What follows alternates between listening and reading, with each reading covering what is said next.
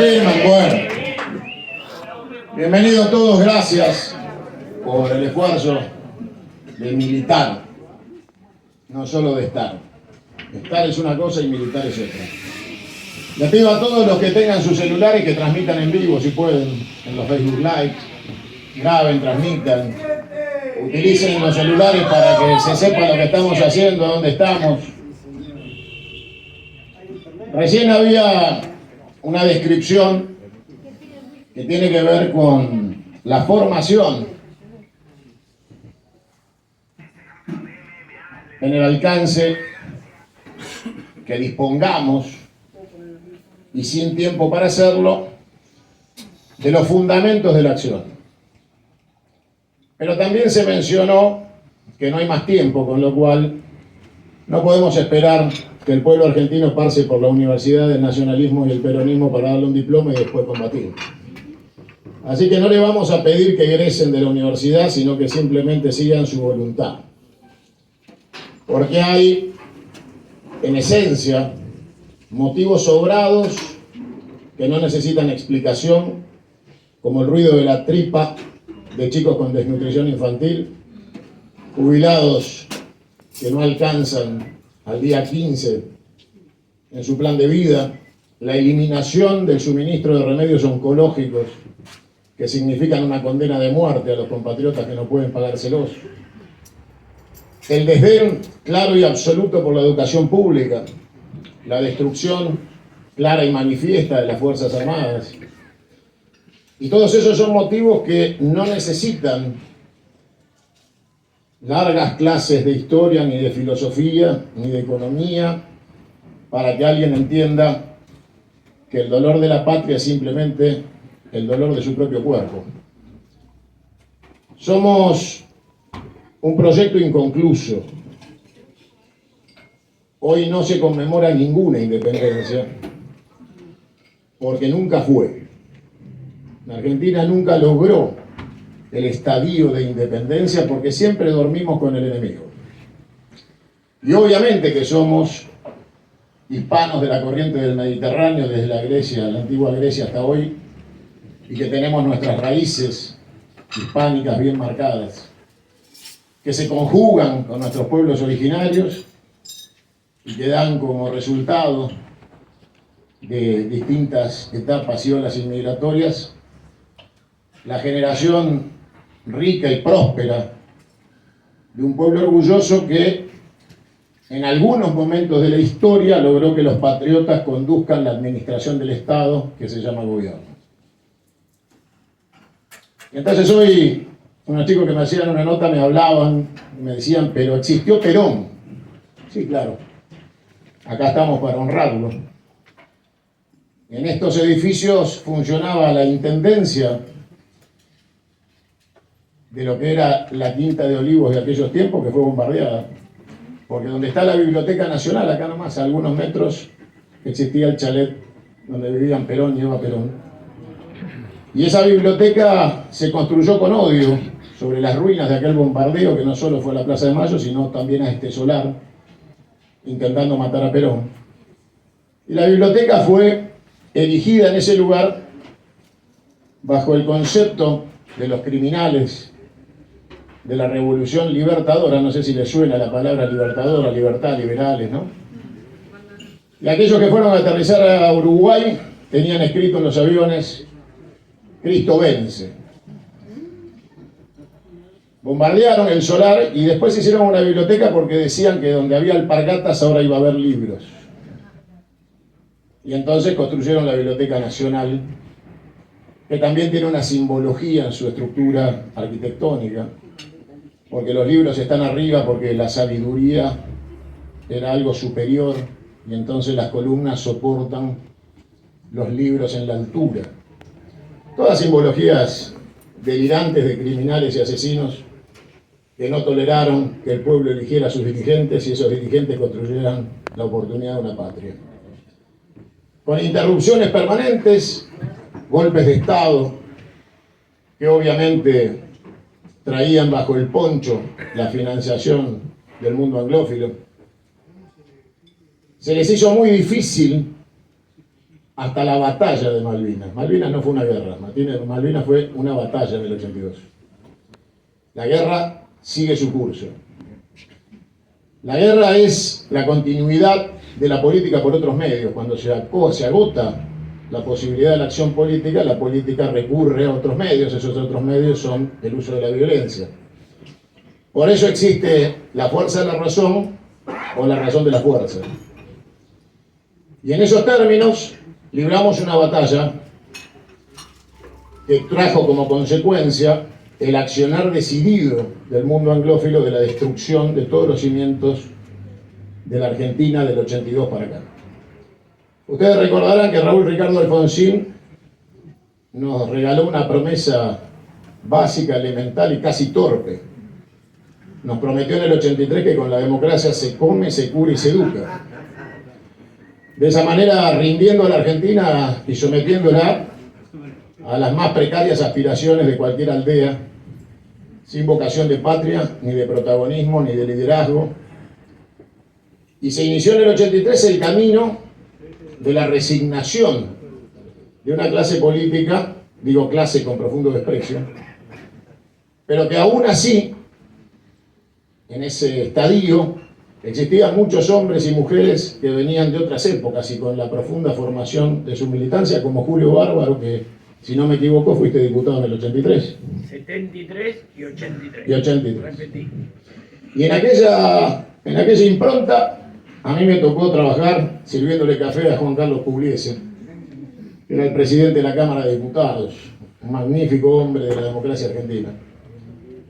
Y se inició el camino del deterioro. Y fuimos perdiendo calidad institucional, parlamentaria, judicial. Entramos en la banalización de los 90 y entramos en un fracaso en la batalla cultural. Y todo eso fue generando una transfiguración del ser argentino, del ADN. Y entonces fuimos perdiendo identidad, y cuando uno va perdiendo identidad, va perdiendo los motivos que hacen a la lucha. Y quien no entiende por qué lucha, deja de luchar. Por eso, hoy, cuando es mucho más difícil que la población entienda por qué hay que luchar, hay que reducir la explicación a temas mucho más mundanos y simples para poder reclutar. Porque si profundizás o intentás profundizar, no te van a escuchar, no hay tiempo. La gente tiene hambre, sed de justicia, necesidad de techo, necesidad de salud. Y nadie que tiene las necesidades como dolores personales en sus cuerpos o el de sus hijos tiene tiempo para que le demos clases de historia. O que tengamos la soberbia o la pretensión de que escuchen nuestros fundamentos. Porque ellos no tienen tiempo, tienen que ver si le dan un mate cocido al hijo hoy a la noche. Los que estamos acá tenemos la oportunidad de dormir y comer. Y ese es un privilegio que muchos compatriotas hoy no tienen. Por eso las luchas no las dan los más pobres.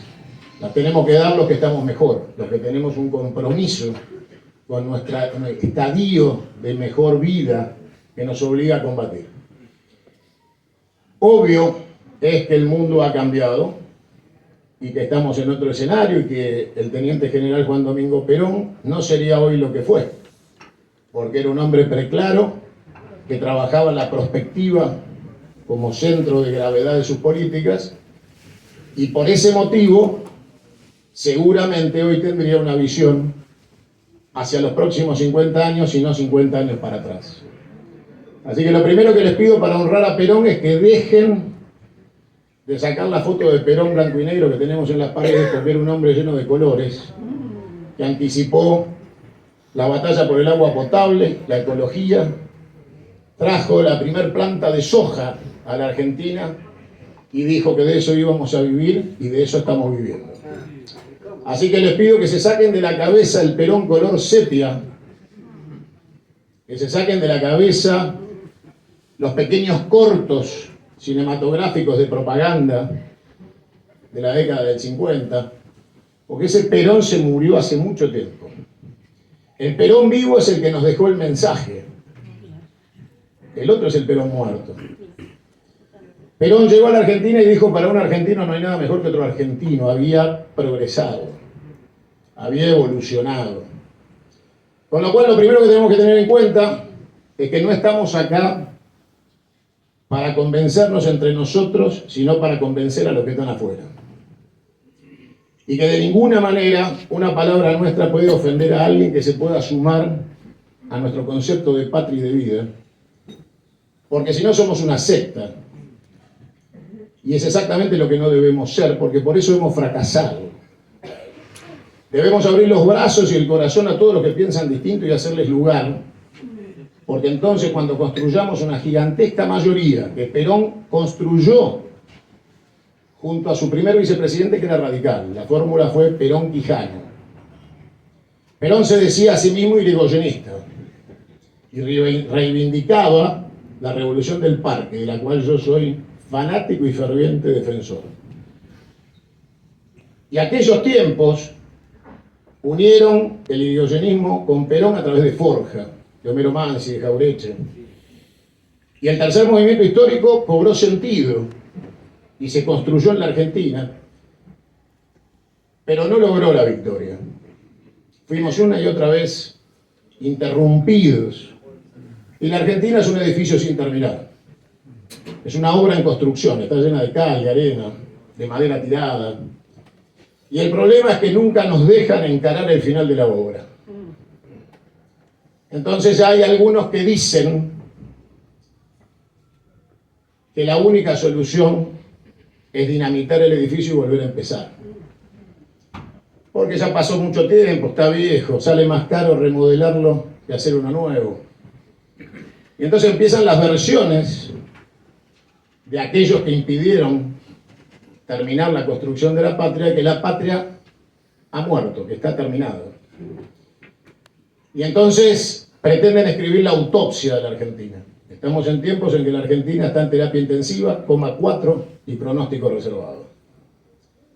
Por eso no podemos cometer la torpeza de la soberbia de querer convencernos entre nosotros o aplaudirnos entre nosotros, sino ir a convencer a los que tienen que ser convencidos de sumarse a nuestras filas, de construir patria, de defender la patria que será el techo de sus hijos. Porque estamos conviviendo con gente que vive en un territorio poblado sin patria. Coincidimos en el mismo espacio geográfico, nacimos todos en el mismo lugar y nos dan a todos el mismo documento. Unos somos patriotas, los otros son habitantes de un territorio poblado, sin patria, sin identidad, sin bandera, que solo pululan en el usufructo de una Argentina que les dio la posibilidad de nacer, comer y vivir.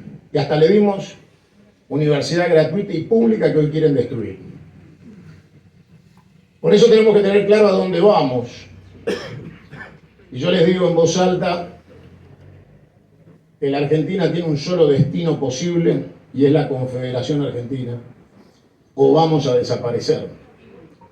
La República es un instrumento de saqueo que se ha transformado en un modelo de corrupción, expoliación, unitarismo y transferencia de la renta.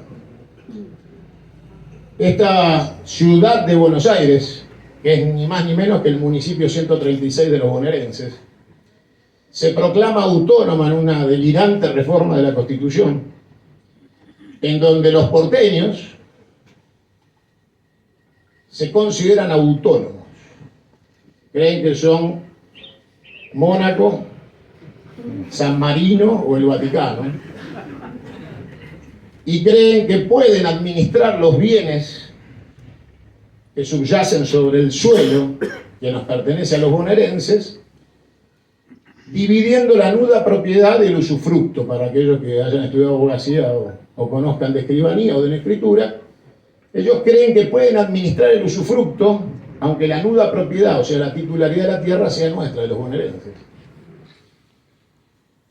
Y en ese modelo loco y desquiciado de unitarismo se han criado gobernadores de provincias más unitarios que los porteños, que vienen a buscar un cheque que se llama coparticipación, lo cortan en pedacitos, le pagan los sueldos a los empleados públicos, que es lo único que saben hacer, y después el resto del tiempo lo dedican a viajar con señoritas en aviones sanitarios de la provincia a destinos caribeños, calurosos y paradisíacos.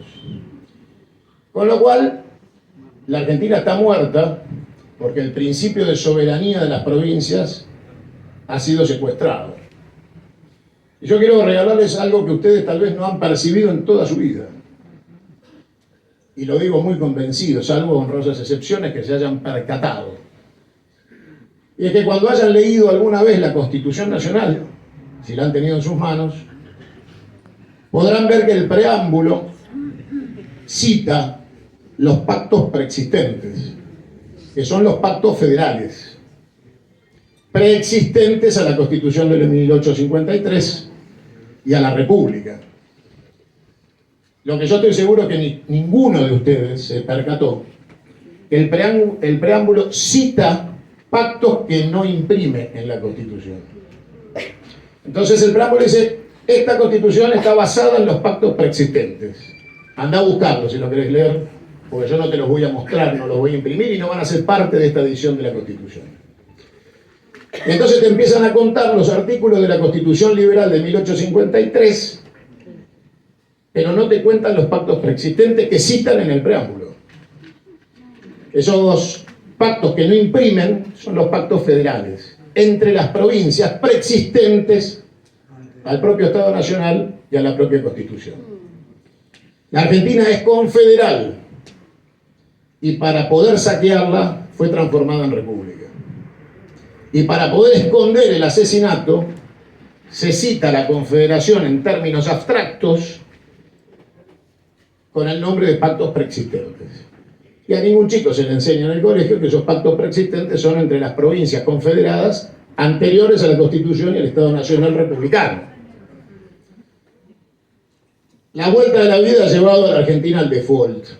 Estamos en default absoluto y total.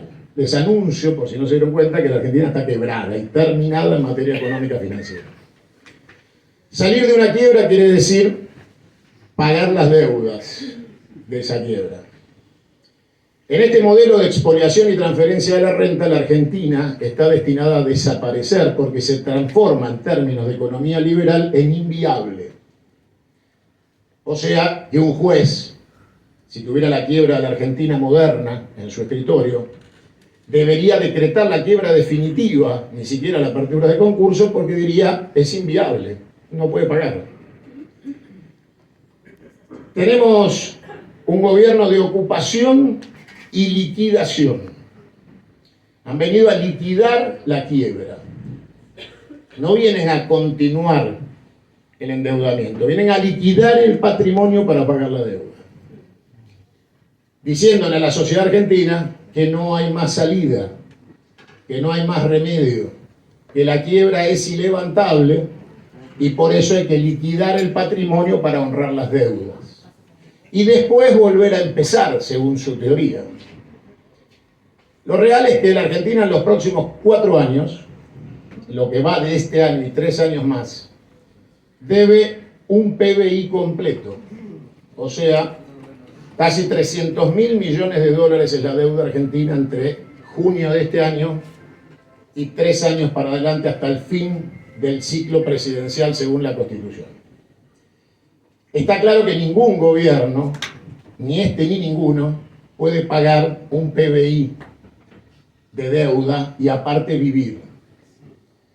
Por ese motivo, este gobierno, que es de ocupación y es de liquidación, acelera los tiempos del remate antes que la sociedad argentina se despierte y actúe en consecuencia.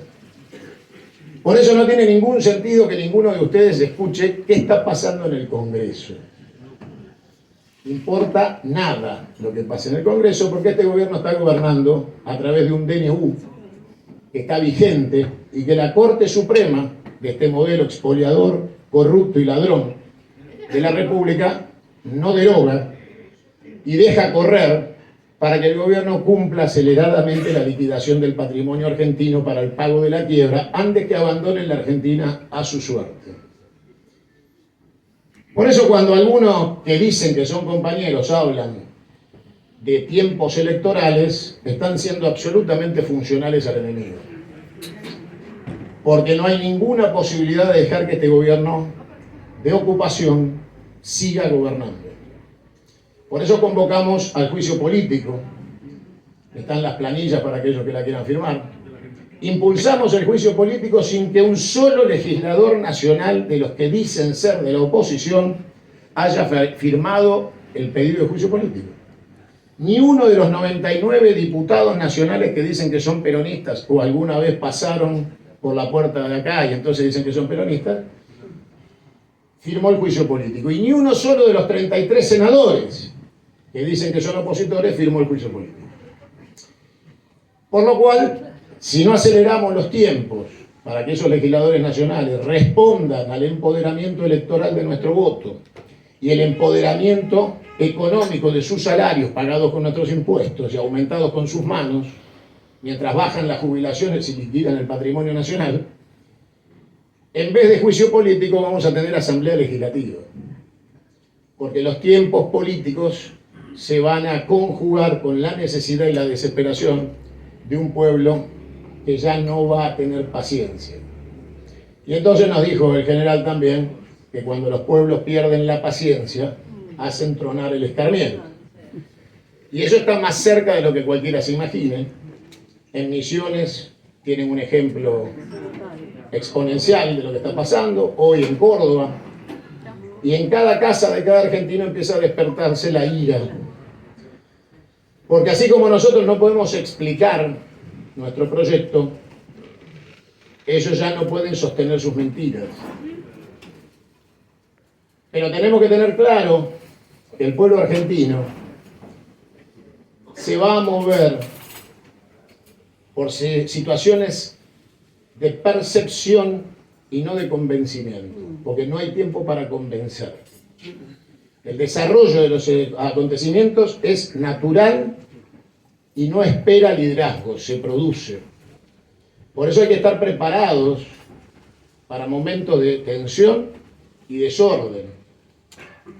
Porque cuando nos robaron el tiempo, nos robaron la organización. Cuando la gente no tiene tiempo para ir a una reunión de un club de barrio, una asociación de fomento, el colegio de sus hijos, la cooperadora de los bomberos, cuando la gente se retrae en la participación social porque necesita comer, ir al sentimiento más primario de subsistencia, se ha destruido la organización social. Y eso es lo que pasa hoy.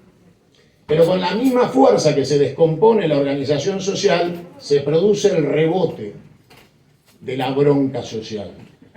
Cuanto más aplastás un resorte, más violento es el momento en que se libera. Y esta sociedad está siendo aplastada, pero la Argentina es un resorte. Con lo cual están ejerciendo presión sobre algo que más temprano que tarde va a liberar su fuerza para volver a su lugar. Por eso yo digo, y el libro que está en marcha, la segunda parte del libro de Democracia Confederal, se va a llamar Democracia Confederal 2, después de las profecías.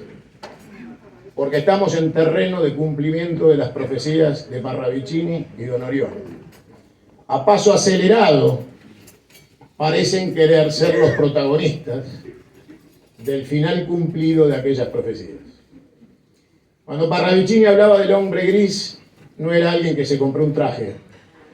Hablaba de la sociedad gris, de una clase media gris, que no participa, que no reclama, que tolera. Por eso lo llama grises. El hombre gris es una clase media que no ha sabido construir la lucha por sus derechos y su identidad. Pero Parravicini dice, si no ven venir al hombre gris, Argentina tendrá su Revolución Francesa. Y está claro que no están viendo venir al hombre gris. ¿Creen Ahí va llegando, ahí va llegando. Toca el timbre. Está tocando el timbre. Teléfono de Parravicini.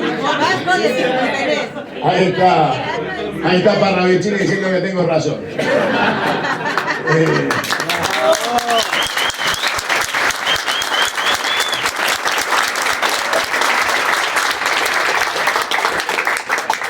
Y ese hombre gris se está despertando. Y estamos mucho más cerca de la Revolución Francesa que de la ley de bases. Yo les quiero hacer recordar que 20 días antes del helicóptero de Fernando de la Rúa, una ley se aprobó en el Congreso y se llamaba Ley de Intangibilidad de los Depósitos. 20 días después se quedaban con todos los depósitos. Y da la casualidad que en las últimas horas este gobierno, que ya casi resigna que no va a haber ninguna ley de bases, no va a haber ningún pacto de mayo, no van a tener junio, le pidieron a la sociedad que no huyan al dólar desde los plazos fijos, y entonces le pidieron a los bancos, y les pido a todos por favor que hagan memoria del 2001, que abrieran cajas de ahorro en dólares.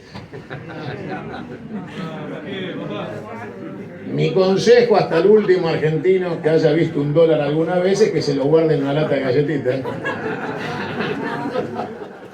Imagínense que si algún boludo a esta altura del siglo lleva un dólar a una caja de ahorro en un banco, háganle un diploma por pelotudo. Sí, bienvenidos al tren. Pero el gobierno empieza a pedirle a la gente que lleve sus dólares al banco. Eso quiere decir que aquellas promesas electorales de vamos a conseguir todo el dinero que haga falta, Caputo ya tiene los préstamos otorgados, solo les falta asumir. Bueno, todo ha caído en cuenta de la realidad, y es que cuando estás en default, la carpeta de crédito que cualquiera de ustedes tiene en un banco, una pyme, una cuenta personal, cuando está sobregirada de deuda, no se le presta más. La Argentina se sobregiró de deuda en el gobierno de Mauricio Macri. Y voy a hacer una defensa rara, pero genuina, de Cristina Fernández. Entregó el gobierno desendeudado, absolutamente desendeudado. Y Mauricio Macri se encargó de tomar el 120% de deuda del gobierno desendeudado que heredó de Cristina. A tal punto que un cachivache, que recuerdo el nombre, pero no la cara porque es tan bajito que nunca logré verlo, que se llamaba Duhovne, dijo en televisión: recibimos el gobierno desendeudado y lo vamos a endeudar todo. Y lo cumplieron. Está grabado. Y dejaron a una Argentina sin ninguna posibilidad de crédito. Cuando Conchita Fernández asume el gobierno, le sugiero pública y privadamente que declare el default soberano, porque no hay ninguna opción de pagar la deuda, y que renegociar una deuda con más deuda era simplemente desquiciado. Y es efectivamente lo que hizo, porque pretendía simplemente pasar 4 años chateando con prostitutas hasta la madrugada, y para eso necesitaba no tener que gobernar. Y la manera de no gobernar era patear todas las deudas para el próximo gobierno, y con eso pasar 4 años en la Quinta de Olivos de fiesta en fiesta. Entonces decidió, junto a Guzmán, que toda la deuda contraída por Macri se iba a refinanciar con más deuda. Y así llegamos a los números que les doy ahora: 300.000 millones de dólares en 4 años de deuda. El año que viene, 80.000 millones para el 2025. Con lo cual, entre la deuda pública en pesos y la deuda privada, la Argentina tiene destino de explosión económica, porque este ajuste supuesto, que es nada más que la liquidación de la quiebra, pero ellos le dicen ajuste para que la gente crea que de acá van a ir a algún lado. Ellos proclaman la paz de los cementerios. No va a haber inflación porque simplemente no va a haber gente. En esa actividad están ahora porque saben que el año que viene no hay ninguna posibilidad de pagar nada ni de refinanciar absolutamente nada que no sea con más deuda, pero los acreedores ya no te la refinancian porque no sos capaz de pagar ni la que tenés. Con lo cual, en medio del concierto de una crisis global llamada Tercera Guerra Mundial, la Argentina está simplemente anotada como un territorio poblado a saquear. No tiene protagonismo como Estado nacional, no tiene capacidad de defensa, y estamos en un estadio de saqueo en el cual ni siquiera necesitan ejercer la violencia porque han conseguido que la virome del gobierno del Estado de los argentinos esté en manos de delegados coloniales que se prestan en la burocracia de la administración del Estado a convalidar el saqueo de manera institucional. Por eso, el estallido inevitable ya no será como en el 2001. La frase no será que se vayan todos, la frase será que no quede ninguno. En ese escenario, ¿quién va a reemplazar el gobierno del Estado? Es la incógnita que nosotros debemos resolver. Yo convoco a los argentinos a dejar de revolver la basura. Y eso quiere decir que no sigan buscando caras conocidas de la televisión para armar gobiernos, porque están reciclando la basura. Y lo que necesitamos es que los argentinos bien paridos que están en sus casas ocupen los lugares de conducción del Estado de una manera que se renueve la conducción de la política en la Argentina. Y renovar no quiere decir que nuevo es igual a joven. Eso es falso. En política nuevo es el que nunca participó, no importa la edad. Y la Argentina tiene millones de argentinos bien paridos que son nuevos en la política porque nunca pisaron el terreno de la política para asumir responsabilidades. Y que son profesionales, contadores, abogados, o tienen oficios, son carpinteros, verduleros. Vieron que es muy divertido. Mi abuelo era almacenero y ahora le dicen emprendedor. Entonces, uno dice, pobre, mi abuelo no sabía que era tan importante, ¿no? Un día decidió poner un almacén y vivir de su laburo. Ahora es emprendedorismo. Claro, mi abuelo había puesto el almacén después de 40 años de electricista naval. O sea que el almacén se la puso cuando se jubiló. Y la puso con la plata de su jubilación. O sea que mi abuelo había sido un trabajador, un obrero calificado, con 40 años de relación de dependencia, que cuando se jubiló no quiso ser emprendedor, quiso poner un almacén y lo pudo hacer con la jubilación. Un país muy distinto al de hoy, donde el jubilado, que es un trabajador pasivo, no solo no podría emprender nada con su jubilación, sino que se le dice a los jóvenes que deberían empezar los 40 años bajo relación de dependencia, ponete un almacén. Que es el final, no el principio. Porque vos tenés derecho a ejercer tu profesión o tu oficio. Entonces, alguien que se había recibido electricista, seguramente quería trabajar de electricista, ¿no? O sea, las ambiciones que ofrece el modelo del capitalismo occidental anglosajón, mi abuelo no la compró. Mi abuelo decía, yo soy electricista, quiero vivir de electricista, no me interesa ser emprendedor ni millonario, me gusta ser electricista. Y eso es el respeto a la felicidad planteada desde lo individual, qué quiere ser cada uno y no qué te quieren obligar a hacer. Y eso es el modelo nacional peronista. Es el estadio de felicidad del pueblo y de que cada uno elija para sí mismo qué quiere hacer con su vida y tenga el derecho a la oportunidad y la igualdad del desarrollo individual dentro de un proyecto colectivo. Por eso nosotros le decimos a algunos compañeros equivocados que podrían sacarse alguna foto acá con carnet de peronista, y yo le voy a dar las iniciales, Guillermo Moreno. No digas más pelotudeces, el peronismo no es capitalista, hermano querido.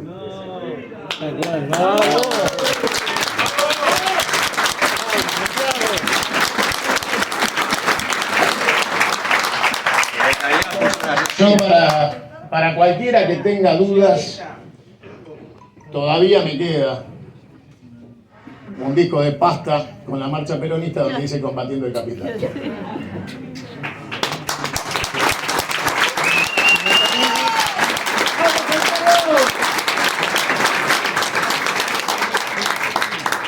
Tenemos que poder mantener la tercera posición. Y mantener la tercera posición es el equilibrio de un Estado productivo con valor agregado en el siglo XXI, en el siglo de las tecnologías, en el siglo del online, en el siglo de la inteligencia artificial que desafía los tiempos de la conducción moderna. Porque aquellos que creemos que estamos preparados para conducir debemos entender las circunstancias en que nos toca conducir. Hacerse del control del gobierno del Estado y administrarlo en función de un proyecto de justicia social tiene que entender los nuevos desafíos del trabajo, de las nuevas condiciones laborales, que por supuesto generan la reconversión de muchos sectores del trabajo, pero que deben ser complementarios con las tecnologías. Y ese estadio complementario de las tecnologías es que no se pierda un solo puesto de trabajo de un ser humano por la aplicación de una tecnología.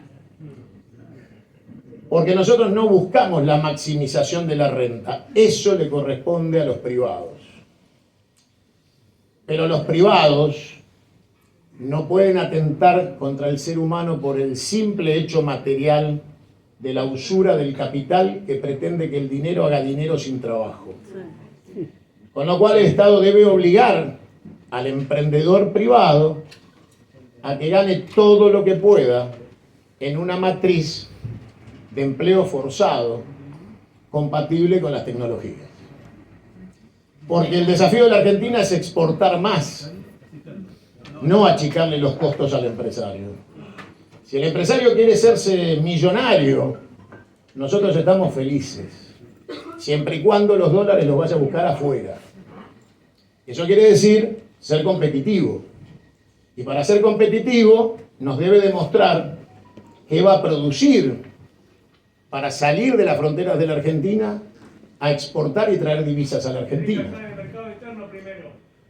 El mercado interno, compañero, no va a generarse si no existe un Estado regulador, porque no existe mercado interno sin moneda, y la moneda no existe sin sustento de lo que tienen que o deben ser la planificación de exportaciones y reservas. La diferencia es que nosotros queremos estatizar el comercio exterior. Entonces,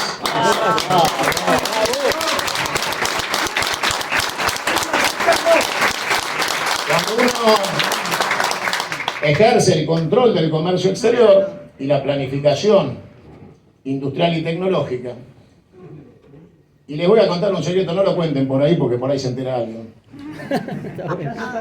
No fue Stalin el que se quedó con las cajas de seguridad, fue Roosevelt. Y nadie le dijo comunista.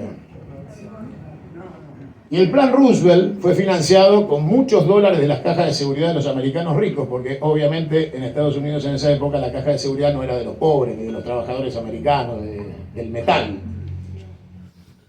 Y la planificación de crecer en el mercado interno también significa crecer en población. No es únicamente una ecuación en 47 millones de habitantes, de los cuales solo 18 forman parte activa de la economía y de los cuales más de la mitad están en negro. Para recuperar los derechos laborales perdidos y recuperar el mercado, Argentina tiene que abrir los brazos a una gigantesca inmigración y un plan de crecimiento poblacional de natalidad gigantesco, porque necesitamos ser más de 200 millones de habitantes por el territorio, como lo es Brasil, para poder tener un mercado interno y un ejercicio de soberanía con ocupación territorial. Que ya nadie les cuente el cuentito de que la Argentina se defiende con conscriptos porque los toman de pelotudos. La guerra moderna necesita de fuerzas armadas altamente tecnificadas y profesionales que no permiten que un conscripto se cruce en el medio. Por lo cual, también les mienten en el delirio armamentístico de que la Argentina va a ejercer la soberanía de los territorios despoblados únicamente por el ejercicio de la fuerza. Eso es un delirio. Tenemos que tener capacidad de defensa, por supuesto, e incluso nuclear. Pero la única manera de defender la tierra es ocuparla, producirla, sembrarla. Y que cada uno, como dijo Perón, sea capaz de producir por lo menos lo que consume. 200 millones de habitantes es un objetivo. Y cuanto antes mejor. Cuantas más pariciones tengamos, mejor. Y cuanta más población se arrime a la Argentina, mejor. Porque el mercado interno no es una fantasía. Y la realidad es que sobre 18 millones de personas activamente económicas, el mercado interno es horrible, aunque esté al 100% de su capacidad. Para tener más aerolíneas argentinas necesitamos más población, para tener más trenes necesitamos más población, para tener más marina mercante necesitamos más población. No alcanza con la decisión política. No alcanza con decir, obviamente, en voz alta, Aerolíneas Argentinas no se vende, las empresas privatizadas deben volver al Estado, eso está todo claro. La pregunta es qué vamos a hacer para poder consolidarlas y que no vuelva a producirse el ciclo de expoliación. Que dentro de una década vuelvan a convencer a los argentinos de que hay que volver a privatizar. Yo les decía en la campaña de gobernador, y por eso le reclamo al compañero Kicillof sus torpezas liberales, en este momento el gobernador de la provincia de Buenos Aires, si hubiera sido yo, ya hubiera bloqueado la transferencia de los impuestos coparticipables y obviamente no hubiera aumentado un centavo ni de tarifas ni de impuestos a ningún bonaerense. Hubiera recuperado los 10 pesos de transferencia coparticipable y me los hubiera quedado en el Banco Provincia de Buenos Aires y hubiera aliviado a los bonaerenses de la carga fiscal y tarifaria en un momento en que un gobierno asesino y criminal de ocupación está destrozando el patrimonio de los trabajadores argentinos y de aquellos que se autoperciben clase media y ya no lo son hace mucho tiempo. Eso se llama confederación, iniciar el proceso confederal. Salir de la República y de sus 3 poderes griegos, que son nada más que hoy la base de corrupción y expoliación y transferencia de renta, ir a un modelo confederal devolviéndole el poder absoluto a las provincias y los municipios, la devolución del cobro de impuestos, la devolución de los derechos de aduana, e ir a un modelo de elección indirecta de presidente que lo elijan las provincias en igualdad de votos frente al colegio electoral. Yo propongo en la reforma que el presidente pueda ser removido durante su mandato porque el colegio electoral debe pasar a cuarto intermedio después de elegirlo y tener la potestad de autoconvocarse para destituir al presidente cuando lo considere necesario, por mayorías especiales de los representantes de las provincias. La eliminación del Senado, que es una rémora monárquica, esto de que las provincias tienen que mandar un senador para negociar con el Poder Ejecutivo como si fuera un rey. O que el presidente tenga derecho a veto de las leyes o indulto de los condenados. Bueno, todo eso son rémoras de monarquías. Y si hay algo que los argentinos no somos, es monárquicos. Todo esto implica, como les dije, que tal vez sea muy difícil que le expliquemos todo esto a los argentinos antes que las cosas pasen. Las debemos repetir. El libro, la segunda parte del libro va a completar la del primero que se agotó. Vamos a intentar subirlo de manera digital, de lectura digital en los próximos días, para que el nuevo libro impreso físico, que es el 2, pueda ocupar el lugar en librerías y kioscos para la compra, y la difusión de la segunda parte, que es después de las profecías, es cómo hacemos para gobernar la Argentina. Porque el desafío es la gobernabilidad, no la explosión. Yo jamás los convocaría a una lucha que solo tuviera por objetivo destruir. Yo los convoco a la Argentina del amor y de la construcción. Una patria donde todos están incluidos y fundamentalmente los que piensan distinto. Porque la garantía debe ser para todos el derecho a pensar. Pero hay un límite al derecho a pensar, que es el derecho a hacer que nadie piense cómo destruir la Argentina. Porque ahí se traza la línea del enemigo. Amigos y enemigos. Yo asumo la existencia del enemigo y obro en consecuencia en una planificación que dice que todos los bien paridos del lado de la patria debemos agruparnos, debemos comprendernos, debemos tolerarnos, porque si no lo que tenemos es únicamente soberbia. Yo le pido a todos los compañeros que creen que están para conducir, que pongan una urna el domingo y que nos ganen. Si se animan, la solución de la unidad es la urna. Esa unidad de la que todos hablan pero nadie quiere, porque hablan de unidad proclamando el liderazgo virtual de X persona que tiene el derecho a ordenar y armar las estructuras partidarias y electorales a su solo saber y entender. Para nosotros, el único que tenía derecho a conducirnos de esa manera está muerto. Con lo cual, a partir de esa instancia, y como en el balcón dijo mi único heredero es el pueblo, no nombró a ningún pelotudo de los que estaba en el balcón. ¡Bravo, bravo!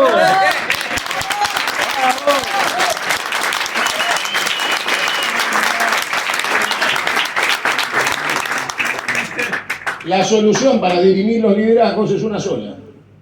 Un domingo tempranito se abren las urnas, a las 6 de la tarde contamos los votos. Cualquiera que quiera imponer sus liderazgos delirantes a partir de las autoproclamaciones, autopercepciones y discursos redundantes en especies de convocatorias a que se disciplinen. La convocatoria es, acá mando yo, vos seguidme. Bueno, el último que hizo eso se llamó Carlos Menem. El último que dijo síganme nos llevó a la revolución noventista. Con lo cual acá no hay que seguir a nadie, que tenemos que estar todos juntos y dirimir las diferencias de manera electoral. Hay que persuadir y enamorar, convencer, pero nos dijo obviamente que conducir no era mandar. Con lo cual no tiene que ver el rango con el mando. El mando es el empoderamiento de los subordinados a quien los conduce. No es quien tiene el rango el que manda. Y eso se muestra en combate. Cuando se entra en combate, no manda el que tiene el rango, manda el que tiene el respeto. Y en este momento lo que tenemos que buscar es el respeto, no el mando. Porque los que dicen que mandan son un montón. Y el respeto no lo tiene ninguno. Por eso en este momento yo los convoco a todos a convocar el respeto, al ejemplo. Y a saber que las etapas hay que pasarlas. Ahora estamos en una etapa en la cual lo primero que debemos hacer es terminar con este gobierno. La etapa electoral es secundaria por completo. Y para aquel que pregunta, bueno, ¿y si se cae el gobierno, qué viene? Había un sabio en el Mercado Central, casi le diría un Einstein, que cuando un chofer le dijo, maestro, ¿cómo acomodamos la sandía? Le dijo, arrancá, boludo, que se acomodan solas. Y estamos en esa etapa.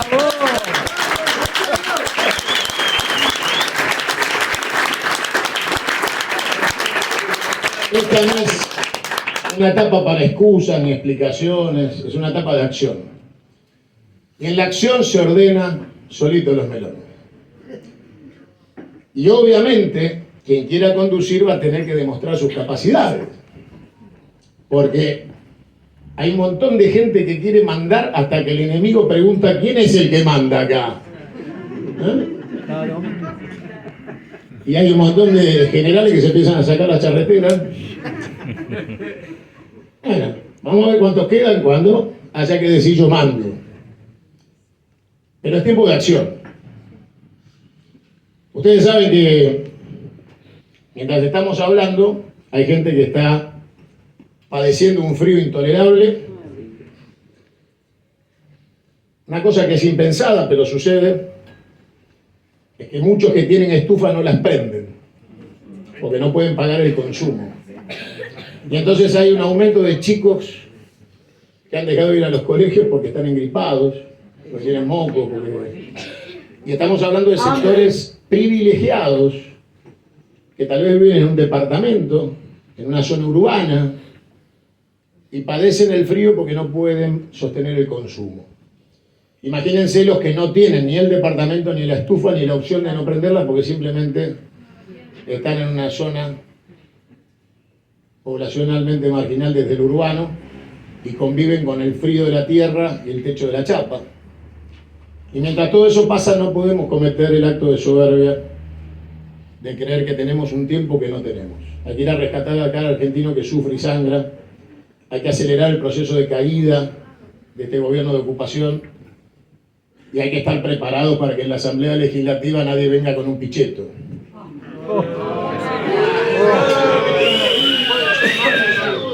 Por eso, la acción es resistir, insistir y persistir. En el diálogo individual, en el diálogo corporativo con aquellos que tienen representación, hablándole a los honestos militantes sindicales y no a los travestis que andan negociando la dignidad de los trabajadores, los despidos y aumentos del 9% que firman como si hubieran recuperado las Islas Malvinas. Son muy pocos, Yo los convoco a eso, a que esta reunión y las que hagamos sean de despliegue, no sean únicamente un monólogo de nuestra parte, sino un diálogo permanente, que ustedes activen el diálogo, que transfieran, que militen los principios y que desarticulen la mentira mediática analógica que quiere contar que hay un gobierno que conduce, exitoso, y que esto recién empieza. Esto ya se ha terminado. Lo que tenemos que hacer es nuestro trabajo, nuestra parte, que es activar